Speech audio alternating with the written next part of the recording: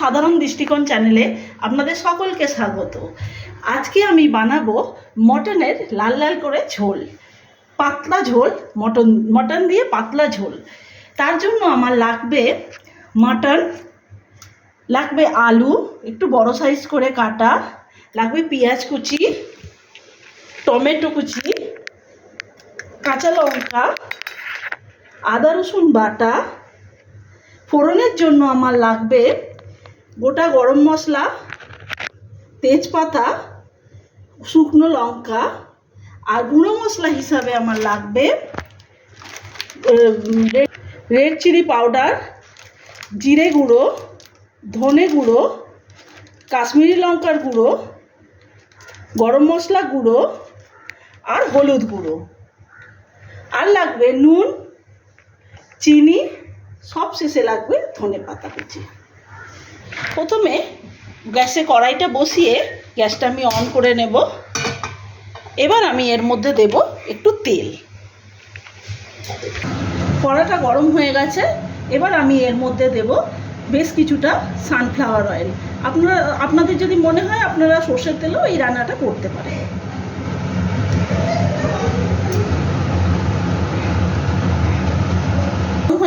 তেল গরম হয়ে গেছে, এবার আমি এই আলুগুলো একটু তেলে ভেজে নেব।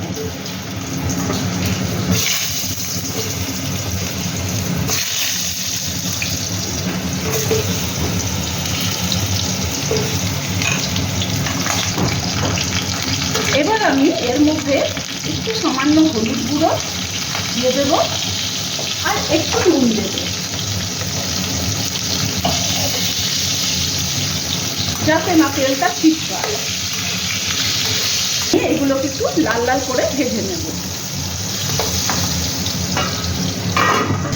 এবার আমি ঢাকাটা হালকা করে খুলে এই যে ভাজা ভাজা হয়ে গেছে আলুগুলোকে আমি নামিয়ে নেব।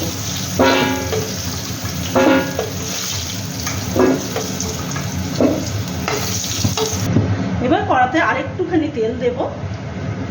তেল দেওয়ার পরে আমি ফোড়নের মশলাগুলো দিয়ে দেব গোটা গরম মশলা, তেজপাতা আর শুকনো লঙ্কা।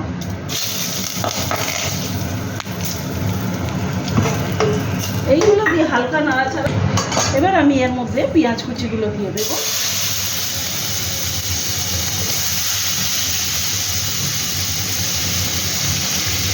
পেঁয়াজ কুচি দিয়ে হালকা নাড়াচাড়া করব।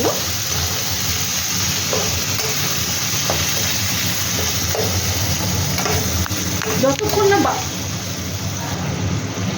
বাদামি যতক্ষণ না হচ্ছে ততক্ষণ আমি এইগুলোকে নাড়াচাড়া করব।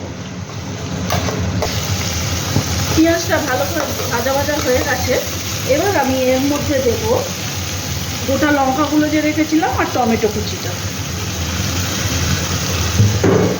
আবারও ভালো করে নাড়াচাড়া করিয়ে এবার দিচ্ছি আদা রসুন বাটা। আদা রসুন বাটাটা দিয়ে ভালো করে কষাতে হবে। এবার আমি এর মধ্যে দিয়ে দেব হলুদ গুঁড়ো,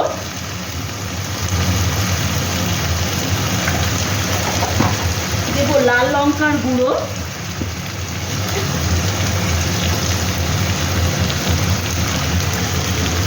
দেব একটু কাশ্মীরি লঙ্কার গুঁড়ো,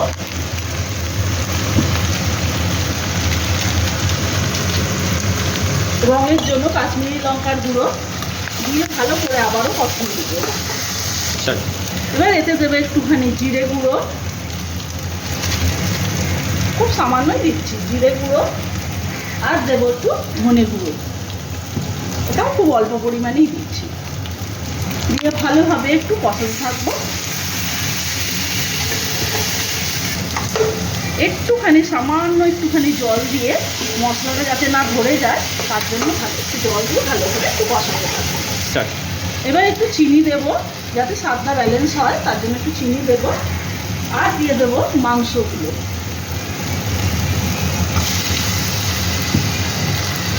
মাটনটা দিয়ে দিলাম। এবার দিয়ে ভালোভাবে এটাকে কষাবো। যতক্ষণ না পর্যন্ত মাংস থেকে তেল বেরিয়ে আসছে ততক্ষণ আমি এটা কষাতে থাকবো।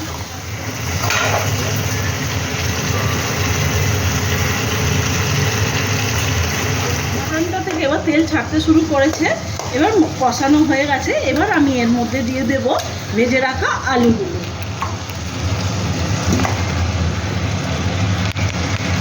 আলুগুলো দিয়ে আবারও কিছুক্ষণ কষাতে থাকবো।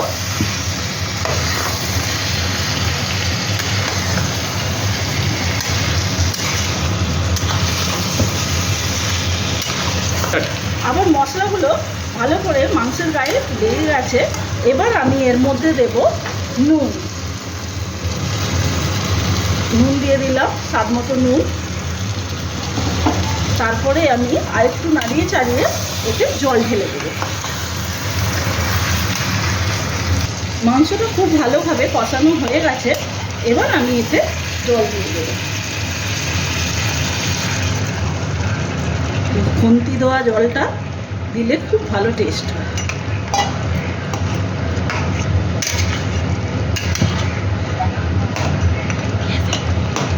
তারপর এটাকে ঢাকা দিয়ে আমি ভালোভাবে সেদ্ধ করে নেব।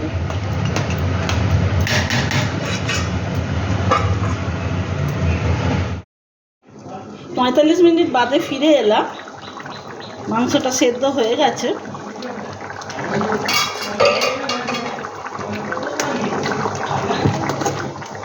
আলু মাংস সবটাই সেদ্ধ হয়ে গেছে।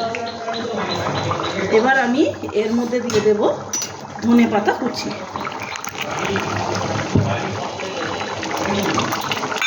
আর দেব গরম মশলা গুঁড়ো।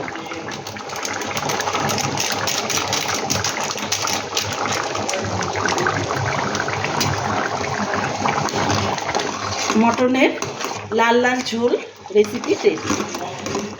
মটনের পাতলা ঝোল রেডি হয়ে গেছে। এবার গরম ভাতের সাথে এটা খেতে খুব ভালো লাগবে। আমার চ্যানেলটাকে একটু সাবস্ক্রাইব করবেন। আমার ভিডিওটাকে যদি ভালো লেগে থাকে তাহলে একটা লাইক দেবেন আর শেয়ার করে দেবেন। নমস্কার।